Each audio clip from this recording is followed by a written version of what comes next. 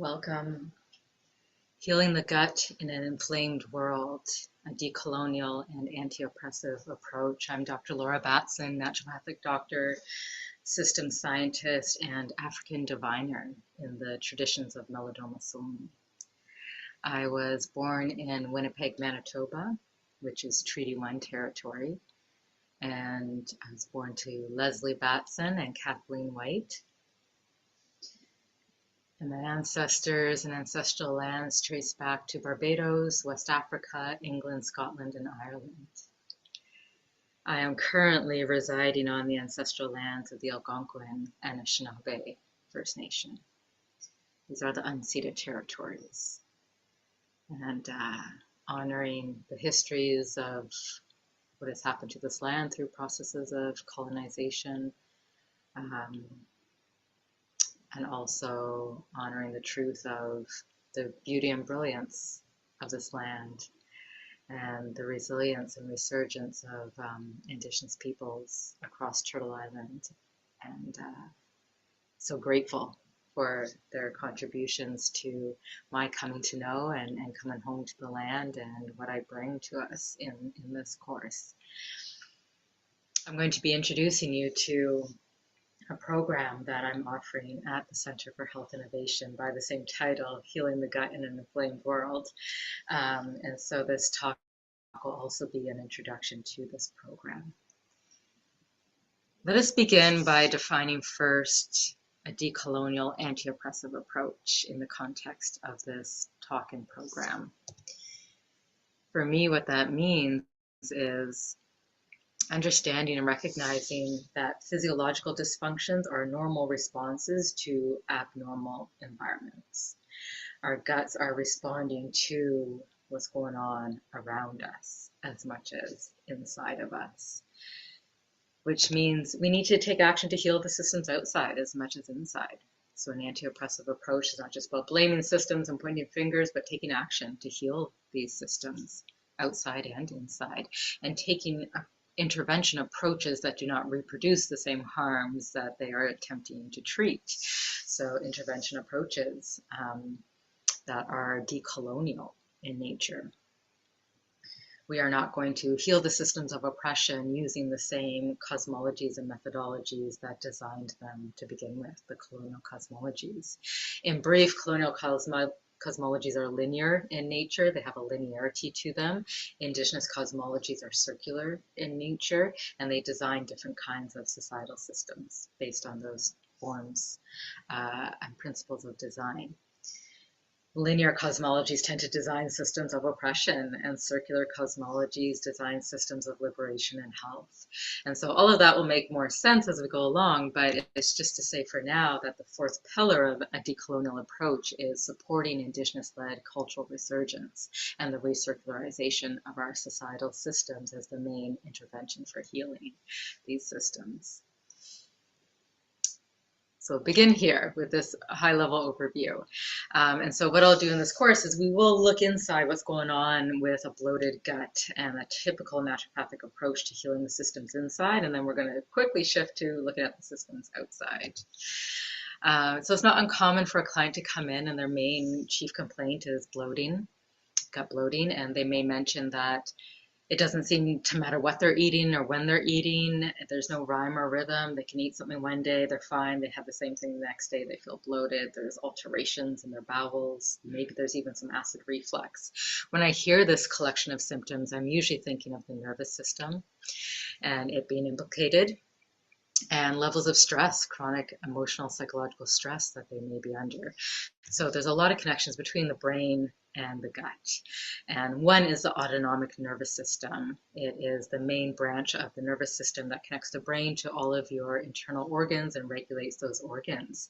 That autonomic nervous system has two branches, the sympathetic and the parasympathetic.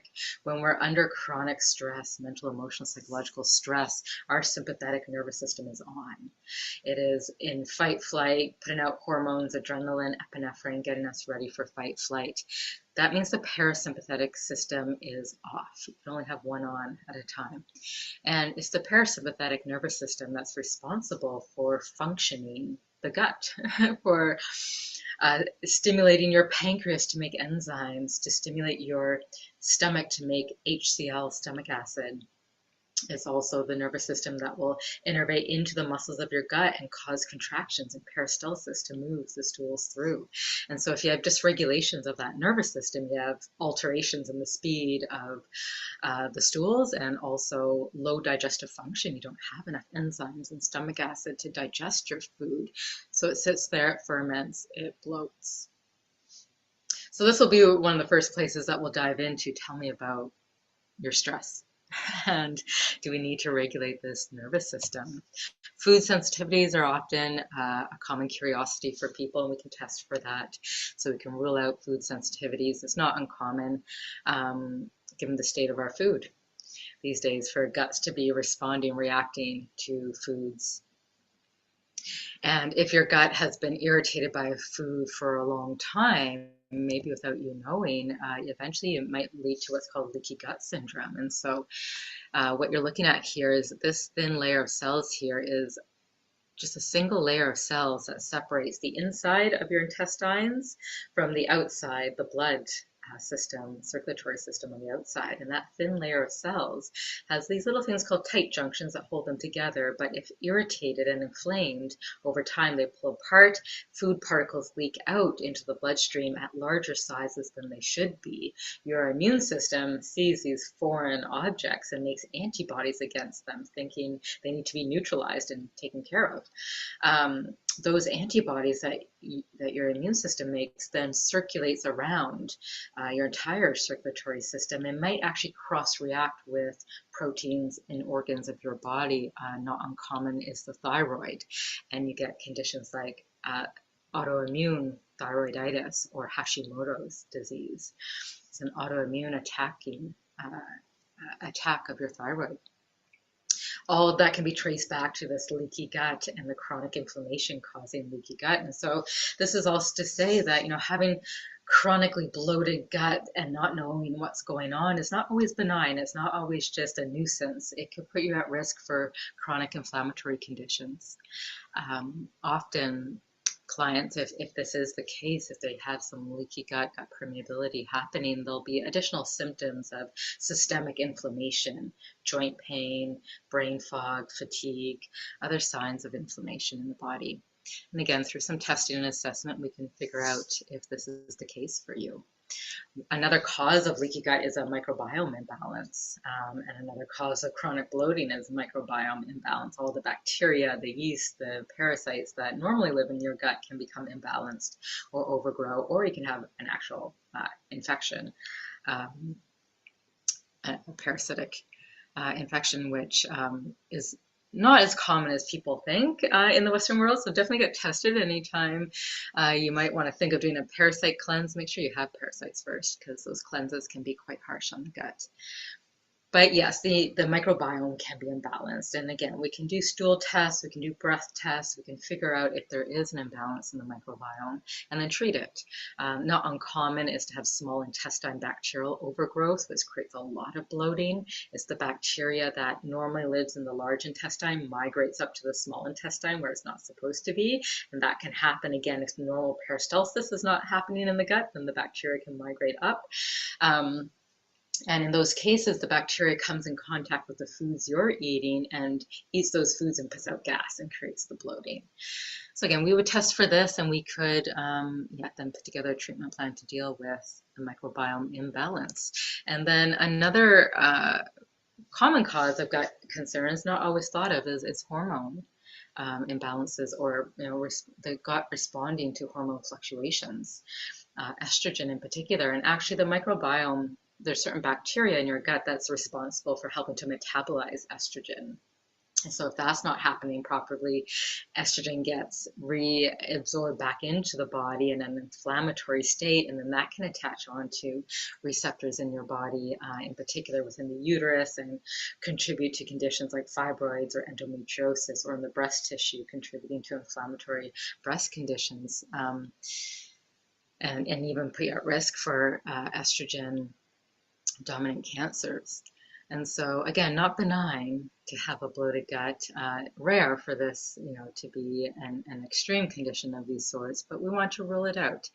And so this is also to say that, we would do testing and questioning also to make sure there's not something deeper, more serious happening, like an inflammatory bowel disease, Crohn's or colitis or colon cancer. So you would be referred if that was suspected, and likely there'd be an integrative medical approach that we would take with pharmaceuticals or surgery as well. But looking at gut and hormones is a big one. So a lot of people, if there is a gut hormone connection imbalance, will also have issues around their menstrual cycles or going through menopause, all of a sudden having gut issues. So we'd want to look more deeply into hormones, not just sex hormones, but thyroid hormones, adrenal hormones, a lot of hormones we want to investigate into. And once we figured out that it is one of these functional imbalances, one or more of these functional imbalances, then there's a lot of really beautiful natural treatments that we can bring in. Plant medicines, herbal medicines. And so down here you're looking at holy basil, which is a beautiful nervine and adrenal tonic to help deal with that stress, help regulate that autonomic nervous system. We might prescribe bitters, which you would take before a meal. These are herbal medicines that are bitter, but they also stimulate your pancreas to make digestive enzymes and your stomach to make HCl, so bringing back that digestive function. We may be working with some high dose ginger if there's a lot of sluggishness in your bowels and that peristalsis isn't happening. Ginger is a prokinetic, meaning it attaches onto receptors in the muscles of the lining of your gut and causes that peristalsis to happen. So with chronic constipation, it can be quite helpful. Turmeric and its active ingredient, the curcumin, can be used as an anti-inflammatory if we suspect there's inflammatory issues with the gut. There's other nutrients we'd bring in to heal the gut lining if needed. Also looking at liver and liver health. So we've got some dandelions here, which are important for liver detoxification, also stimulating bile production for fat digestion. It also will help with detoxing inflammatory estrogens as well. A lot of beautiful plant medicines that we would work with, as well as looking at the microbiome rebalancing. So if there is a confirmed parasite infection, then wormwood tincture along with other antiparasitics would likely be brought in. Or if you have an overgrowth of bacteria or yeast, we'd do an eradication protocol first and then a reinoculation with the healthy bacteria and fiber to feed that healthy bacteria, looking at nutrition and likely supplements there. If we just need to get the foundations of health down and strong, that is key. So regular exercise, deep sleep, water, an anti-inflammatory diet. We might be working with a special diet to begin with if we need to eradicate bacteria or so forth. But then in general, just an overall whole foods anti-inflammatory diet. We would look at your nutrition, short-term and long-term, to support your gut health. And lastly, the nervous system regulations. So bringing in somatic therapies, breathwork practices, meditation, yoga, figuring out what it is within your life and lifestyle that can ground you, but also tonify that autonomic nervous system, the vagus nerve. Certain breath practices in particular will regulate that nervous system and can be quite powerful for IBS situations. Traditional Chinese medicine and acupuncture may be brought in to, again, rebalance energies and gut function. And then just mindful eating, just making sure that your practices around nutrition are bringing you into a state where that parasympathetic nervous system is on, that you're not eating and working and running at the same time, but we're focusing on really on the food and nutrition while you're eating. And so all of this, will be woven into a typical naturopathic treatment plan, depending on what we're dealing with. And we might work slowly and work our way up to a full plan. And most people do well and they achieve success in terms of reducing bloating, getting their bowels moving again, the systemic inflammation coming down. We can arrive at great success quite often. However, there's a problem with this protocol, and it's not uncommon for clients to come back 6 months later and, doc, I'm bloated again. I'm doing all the right things. and what's wrong. And it leads us to ask the question, are we really getting at the root cause? Is it possible that your inflamed gut is responding chronically and intelligently to an inflamed world? And we get into the conversations with clients about what's going on around them and in their world and in their psyche and what's pressing on them in this day and age. And we hear echoes of systems of oppression that are affecting them. And as a definition, a system of oppression is a socially, politically, economically, culturally, or institutionally organized pattern of power that advantages some groups while systematically disadvantaging, exploiting, marginalizing, and harming others. Systems of oppression inflame us all, but some more than others, depending on how many of those intersections of oppression you exist within and have historically, ancestrally existed within. This book here does an incredible job at laying out the pathways by which these systems of oppression cause chronic inflammation within the body, multiple organ systems within the body, not just the gut. And they track inflammation at all levels of life. So it's not just our bodies that are inflamed, but the earth is on fire and inflamed. Culturally, socially, we are inflamed. Warfare, warfire, everything's on fire. And this is all reflected in the chronic inflammation within our bodies as well. And so in the course, what we do is initially you come in and we do an initial naturopathic visit and we work on all the systems inside that need to heal. And then we do also gather for a class in community where we talk about all of these systems of oppression and how they trickle down into your gut health and how your pain and trauma, what it is telling you about what needs to heal in the world, so that you have an idea of the systems that you're needing to take action to heal that are most directly affecting your gut.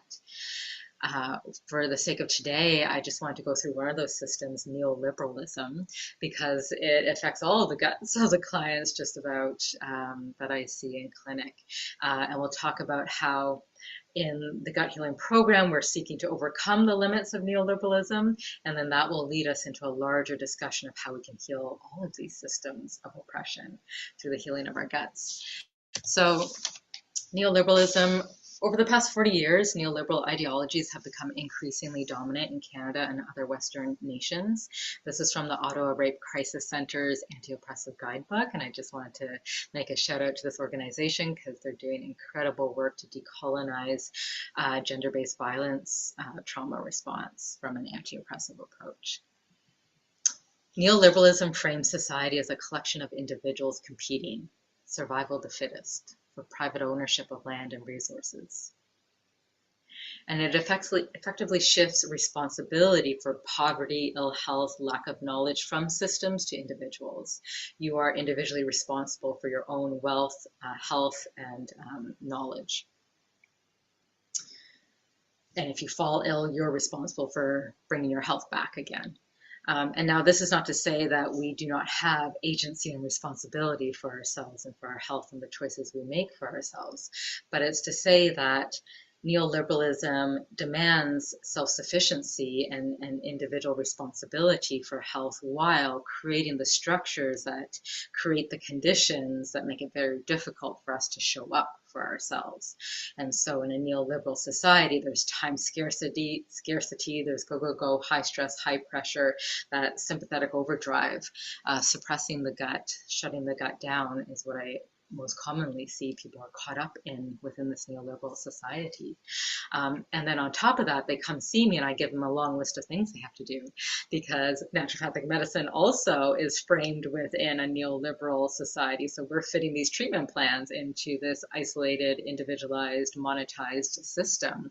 And so this person now has to find time to meal plan and make healthy meals throughout the day. They may have to start exercising and join a gym and pay for a trainer. They may need to do deeper somatic work and work with a therapist and deal with trauma and just make time in their day for mindfulness and for social interactions and for all the things that we need to do and get done. Each intervention has its own time and place and money. The supplements themselves cost. Not to mention coming to see me, there's a price. So there's a lot of issues within naturopathic medicine itself where it's not accessible. It's privatized healthcare within this neoliberal culture. And then the way we prescribe these individual interventions that take time and money. And not everyone can do that. You need to have a certain level of privilege of space and time and money and resources and relations in your life to carry out these treatment plans often. And so clients come back and, maybe they've done well for a few weeks and then they report, I just fell off. I don't know. I just don't have the motivation or the ability to stick with it. And, I had this huge deadline that was due at work and I just stayed up late in front of the screen and ordered taken and, and ate it while working and bloated. And yeah, it was a complete failure. And, sometimes they can get down on themselves. But, and in particular, I would say, in relation to nutrition and feeding ourselves is the story I often hear, especially from a single parent, for example, who's co-parenting, and they'll talk about how, I don't know what it is, but it's so easy to make meals for my kids and cook them healthy meals, and then I'll eat healthy with them. But as soon as they're gone, I just can't do that for myself. And what's wrong with me? Why don't I love myself enough to take care of myself? And this is where I might gently intervene and suggest that, maybe it's not a self-love problem. Maybe it's not even natural or normal for us to cook for ourselves. And when we think of pre-neoliberal cultures and traditional indigenous cultures, nutrition was always a communal act. We came together in deep relations and reciprocity with one another. You nourished your community, and by reciprocity, you were nourished in return. It was never just an isolated act. And so perhaps it's not a self-love problem, but a community love problem that we're dealing with. And until that heals, none of our guts are healing fully. None of us are going to be loving ourselves fully if the community love problem is not dealt with. And so it's not always your fault, or it's not always an internal issue that is preventing you from showing up. Although, again, not to absolve ourselves of our responsibility for our own health, but there's systems around us that are making it difficult. And how do we overcome the limits of neoliberalism is my big question. And so what I am proposing in the course is that we start gathering together in person in communal reciprocal nourishment. And so this will be part of the program that I am offering will involve gathering on two separate occasions in community, in ritual, in reciprocal nourishment of one another. What you're looking at right now are images that had come from a ritual retreat weekend that was part of another course I ran, and one of the women guided us in a cooking ritual and exercise where we each had a different ingredient that we were responsible for preparing and adding to the soup. And she also had us go around in a circle and ask a question about what do we remember learning about cooking growing up. What stories were passed down? What behaviors were passed down? What do we remember learning about nourishment and food growing up? And we shared, and this is where, that relational repair that neoliberalism has severed can happen when we come together in community and we share and we explore our relationships with one another, with our bodies, with food, with story, with intergenerational stories, and we do that intergenerational healing. And then we made our soup and and stayed until the stars came out and nourished ourselves collectively, and even did the dishes collectively. And so this is one of the ways we're overcoming these limits of neoliberalism in this course is, yes, the first month you're kind of on your own to figure out these things, but then we start gathering in community and supporting one another to show up for ourselves for the sake of community as well. Neoliberalism is just one of the systems of oppression that we need to overcome and heal for our guts to fully heal. There are all of the others, socially, politically, economically, and so forth, that need to be addressed as well. And when we think about that, a lot of people feel overwhelmed, and it's a lot, especially when you're just trying to put out fires on the front line. I have to heal the world. And this is where my background in systems science becomes helpful. When you shift your worldview from the neoliberal, linear, isolationist, itemized way of seeing to a whole systems worldview, you start to see how systems can heal all at once. So I'm going to bring in some teachings about systems. And this is important also because you hear this term quite often. People are saying, yeah, the systems need to heal. It's a systemic problem. But not necessarily understanding what a system is or how systems heal.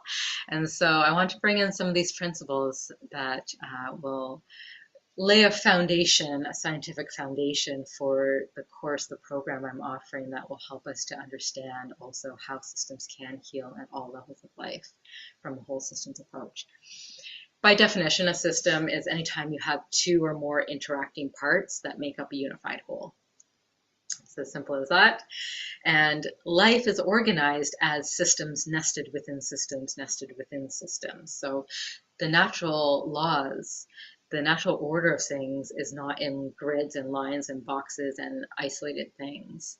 The natural organization of life is as systems within systems at all levels of life. And so, for example, if this is representing your digestive system, let's say this circle is your digestive system, that digestive system, if you open it up and peer into it, is made of different organs that are in relationship to one another. Now, in this diagram, there's only two organs here. Of course, your digestive system has more than two, but let's just say the stomach and the small intestine. And then you can take each of these organs and peer into them and see that they're made up of systems of tissues. And so organ systems are made up of tissue systems. And then you can take any one of those tissues. So if we're dealing with the small intestine, you've got the submucosa, the mucosa level, the serosa level tissues that are interacting to make the small intestine. And then you can take any one of those tissues and blow it up and you see it's made up of a system of cells interacting. And then you can take any one of these cells and peer into it and see it's made up of a system of molecules, proteins and lipids and so forth in interaction. So at all levels of life, we are made of systems that are embedded within systems, embedded within systems. And this is hopeful because it means that, change in the part does have an effect on the whole. It's why the systems above us can trickle down and affect our microbiomes, but it's also why we can rise up, bottom up, and affect the systems above us as well. So what a system is, systems are embedded, and then thirdly, when we study, or actually, sorry, let me just bring another image here that gives you a better visual of molecular systems that make up cellular systems make up organisms, organisms make up communities, another system of communities makes a system of ecosystem, ecosystems make up your planetary system, the biosphere, which also is part of the solar system. So at all levels, we're dealing with systems embedded. And this is a quote from the book Inflamed. Health is not the static condition of an independent organism, but a state of dynamic interaction of systems within systems, synchronized and harmonized in ways that support the thriving of the entire whole. Health is not something we can attain as individuals for ourselves, hermetically sealed off from the world around us. An injury to one is an injury to all. And also, healing of one is a healing for all. Should be noted as well. Now, when we look closely at these systems and study them over time, so what you're looking at here, each circle here represents, let's say, a protein in the cell. You have hundreds of thousands of proteins interacting in any cell at any given time. When we track those interactions over time, every line here represents an interaction between those proteins. At some point, they communicated with each other, they interacted, one phosphorylated the other, and so forth. When we track these interactions over time, we see that there's certain patterns that emerge. And this is fascinating. So there's different network patterns that emerge in systems when they're in states of health or states of disease. And so you can have the three most common types of patterns are centralized. So you have one component controlling the show, controlling everything else, telling everything else what to do. You can have equally distributed, where everyone is equally in communication, but those tend to create very stagnant systems, actually. And then there's somewhere in the middle where it's called decentralized, where you have these clusters or hubs of proteins that are interacting closely that are then also connected long range to other hubs. And it's these decentralized patterns of organization that have been shown to give rise to health in a system, and efficiency of communication, and resiliency and adaptability. And we see this at all levels of life. So this is an actual network map of protein molecules inside a cell. And you see that decentralized network. It's a sign of resiliency and health in that cell. We see it in ant colonies and social insects of all sorts, including also animals like birds and fish that flock in unison, that self-organize. We find decentralized interactions among the component beings. And even people, we do this as well. So this is a network graph of post-flood crisis response, looking at different people that were involved in different sectors of the crisis response in a town in England. And it was determined by these researchers that it was a very effective, efficient response to this crisis. They were able to coordinate themselves very effectively through this decentralized organization of communication and coordination. And then, of course, in our gut as well, our gut microbiome. In a healthy gut, we have complex webs of microbiomes, and in an unhealthy gut, that has decreased. The relational complexity has decreased, and even the decentralized nature of that complexity has decreased. And so this is really hopeful, because what it means is that there's certain patterns that we see at all levels of life that signify health. And we don't have to always focus on treating every single thing differently and individually like we do in a neoliberal worldview. Every problem has to have its own solution. When we shift from trying to treat the things to treating the relationships and the patterns of organization of the relationships, we find we just need to know a few things about healthy patterns of organization and support systems back into those healthy patterns, and then health takes care of itself from there. And once you know the patterns of organization that maintain health at one level, we know them at all levels. This is Brian Goodwin, my master's supervisor in complexity science, and he writes, similar patterns of activity can arise in systems that differ greatly from one another in their composition and in the nature of their parts. It does not seem to matter much whether we are dealing with chemical reactions, aggregating slime mold amoebas, heart cells, neurons, or ants in a colony. The important properties of these complex systems are found less in what they are made of than in the way the parts are related to one another and the dynamic organization of the whole, their relational order. So again, a shift from things to relationships.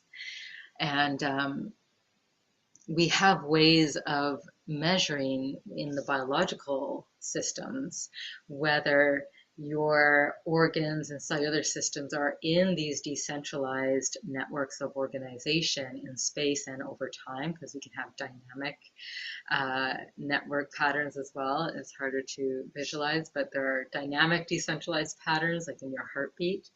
And one of the ways we measure how well your biological being is expressing these patterns of decentralized organization is through a biomarker called heart rate variability, which some of you may have heard of, and it's quite common in your smart watches and phones and Oura rings to measure heart rate variability. So a higher heart rate variability is a sign that the systems in your biological being are in these decentralized forms of organization.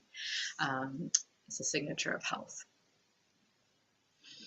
What's important to note here is that these are indigenous knowledge systems. So this is nothing new that modern science is arriving at. We're just remembering these ancient indigenous ways of knowing and seeing the world through relationship, a holistic relational worldview.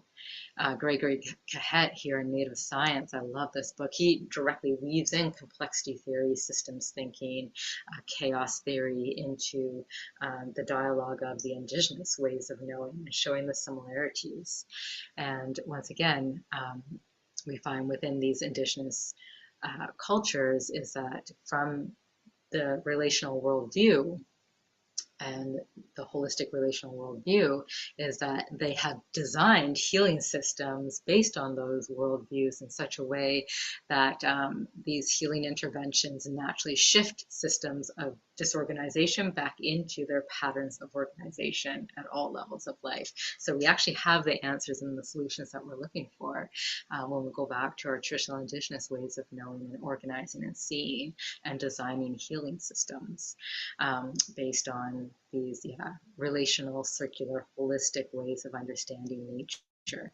And Dr. Dave Cushane and the Knowledge Keepers at Turtle Lodge, Manitoba published this book, Wabannon, The Resurgence of the People, where he says, natural laws are reciprocal laws that apply to every living being in the universe.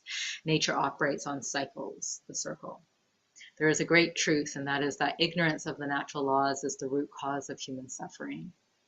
As human beings, like any other living being, we're bound by natural laws. We must be prepared to understand the root of our reality, both in terms of our own health as well as the health of the earth. We have broken natural law, and this is the crisis of our time.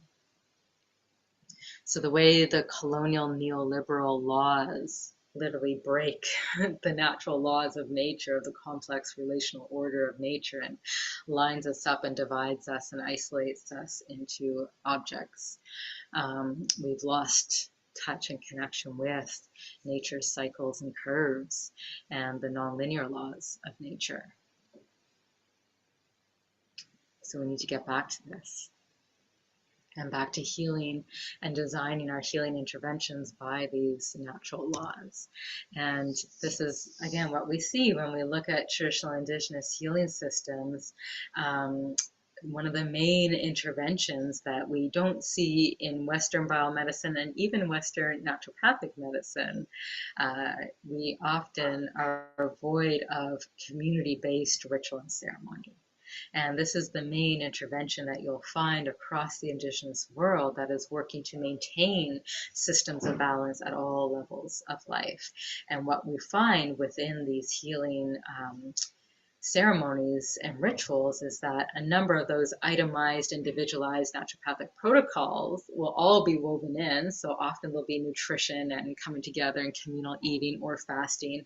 There'll be plant medicines involved. There'll be breath work or meditation or vagus nerve regulation practices of some kind. There'll be music and dance and exercise and invigoration of the fitness of your being. And there'll be that social connection. And so all of those interventions naturopathically that increase heart rate variability are woven together all at once in one community-based ritual. So we overcome the limits of neoliberalism and all those individualized, itemized, inaccessible treatment plans, and the whole community comes together. It's accessible to all, and we bring everything together at once. And we're not only healing the systems inside, but because we're coming together in community, we're also doing the relational repair of ourselves in community, repairing what neoliberalism has severed. in many African rituals, when they're studied, they can be seen as being complex adaptive systems in and of themselves. So you're practicing that relational order of community when you are practicing ritual. And within many Indigenous contexts, when we say community, we mean the more than human world as well. So nature and plants and animals and the spirits of nature and our ancestors also are called into participation. So we're maintaining the relational order of the spaces in between and the unseen world as well, participating in maintaining the relations. And all the way up to the stars in the solar system. Many rituals and ceremonies will be done in relation to certain solar events and organizations of the stars, or even the full moon, women gathering each moon in circle and in ceremony, and that pulsing and that rhythming, and how it keeps rhythm in our uterus and ovaries for the rhythming of our menstruations. And we are also rhythming with one another, and how our cycles can come into rhythm as well. And so there are many ways we find within traditional Indigenous cultures that these healing interventions through community-based ritual and nature-based ritual is able to heal all levels all at once, and shift those patterns of disorganization back into patterns of those decentralized forms of organization that give rise to health. Once you know the patterns of organization and get the relationships right, then healing takes care of itself. And so this is powerful medicine. And this is what we'll bring in the second time we gather together. I'll bring in a bit more of the ritual practices that come from the Dagra people of West Africa and Melodoma Some and the traditions that I've been initiated into. We'll bring in some, perhaps, a divination and elemental ritual practices as needed for our own healing, our own ancestral healing, repairing the relations at all levels of life. And this leads me to this quote from the book Inflamed. Once again, you can't take the poop without the cosmology. And so this was a quote that came on the heels of a story the authors told of a tribe in, I think it was Brazil, in the Amazon, who was discovered to have the most complex microbiome, one of the most complex microbiomes in one of these blue zones, the healthiest people in the world. And so, of course, pharmaceutical industries have gone in and collected the poop of these people and, extracted these microbiomes to turn them into pills that we can inoculate ourselves in the West with this microbiome to heal our guts. Well, the individuals in this study that were followed over time, sure enough, as they went back to the West, and the culture and the lifestyles and, diet and connections and relations in this neoliberal world, over time, the complexity of that microbiome just decreased and flattened more and more. And the authors, concluding that you can't take the poop without the cosmology. If you don't take the cosmology or the worldview that designs a societal system in relation with one another in the earth and our food systems in such a way that maintains a healthy gut microbiome, then we will not maintain a healthy gut microbiome. So we need to take this cosmology with us. And again, when we look back at traditional Indigenous cosmologies, there is this circularity to it, and a focus more on relationships and the patterns of organization that is the foundational principle of design that goes on to design our systems. And I just need to bring in George Stewie here, Huron-Wendat, elder, teacher, former professor at Ottawa University, who writes in this book on the heritage of the circle. Human societies that think and believe life functions in a linear mode have forgotten that life is a great and sacred circle of relationships. My prime motivation has been to bring about a spiritual healing, the recircularization that we all need so desperately if we wish to prevent the loss of the circle that is of life, this marvelous gift that we possess as a species belonging to the circle. So he talks about this recircularization that's needed in society, and a recircularization of our worldviews and our cosmologies so that we can then design societies and societal systems that are healthy, whole, just, vital for all. The shape of our cosmology will determine the way we design our societies.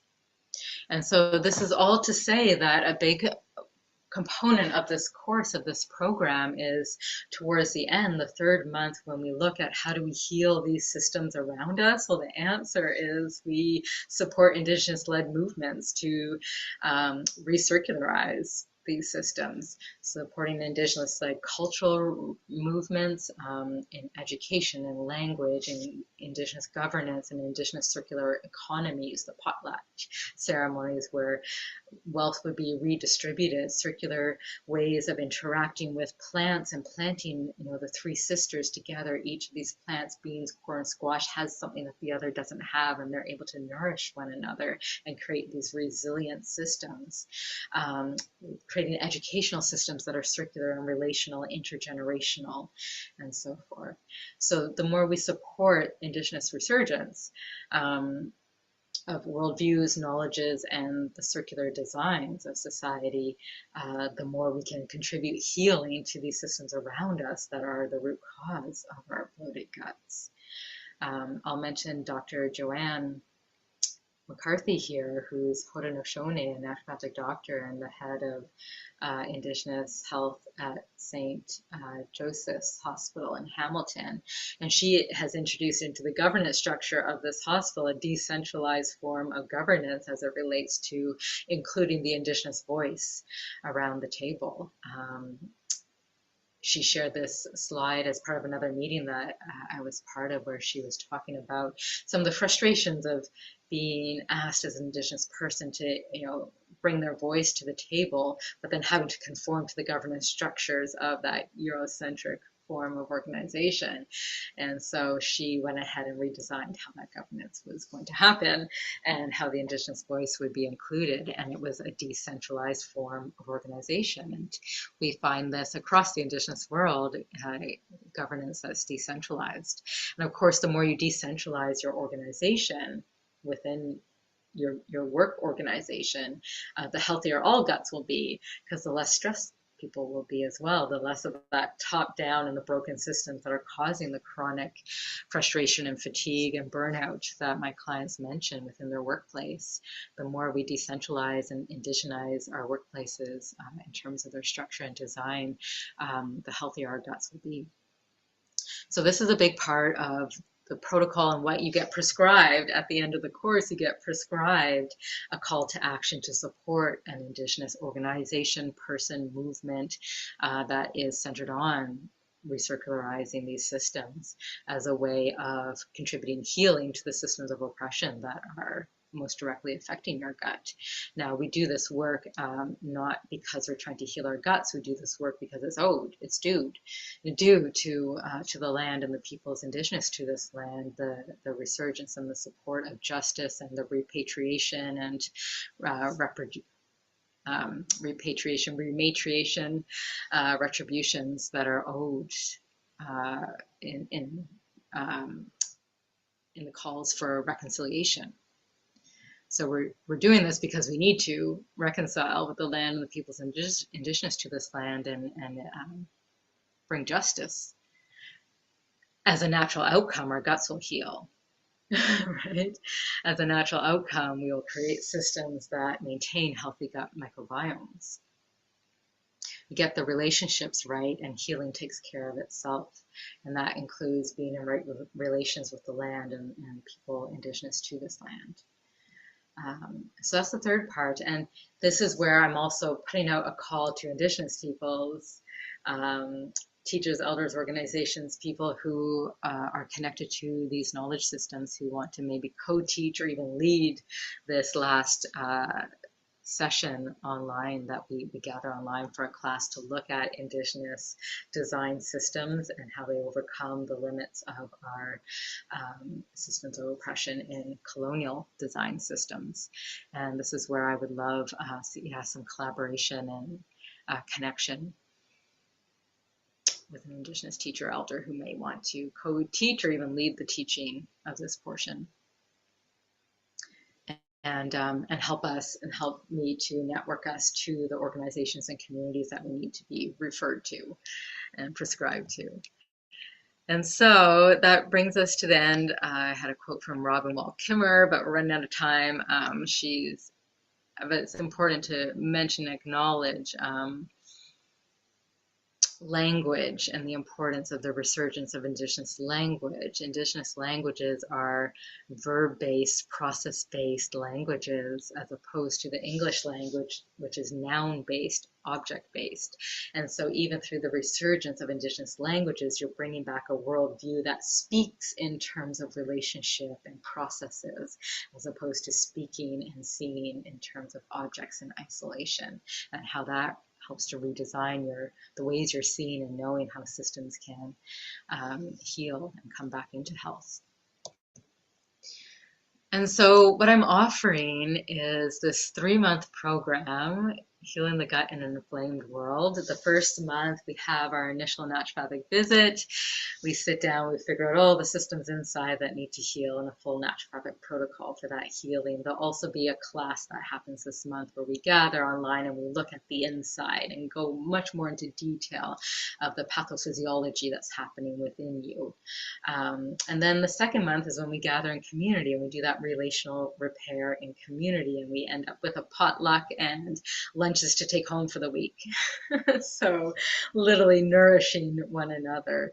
And there'll also be a class here where we're looking at the larger systems of oppression, and this is where I draw out all the pathways by which the various systems of oppression affect your gut.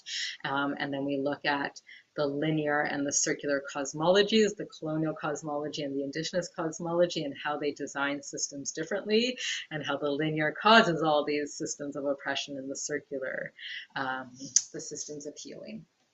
And then the third month, you'll have a follow-up naturopathic visit, and then the third month we will also come together in community ritual once again, and then you will also be working to build relations. So in our follow-up naturopathic visit, we will also touch upon, the system of oppression that's most affecting your gut, and then what is the call to action in terms of not only literally the Truth and Reconciliation Commission's 94 calls to action. I'll connect your system of oppression and the system you need to heal, contribute healing to one of those calls to action, and for you to familiarize yourself with that, and then take action in the community to build relations with Indigenous organizations, movements that are carrying out healing these systems.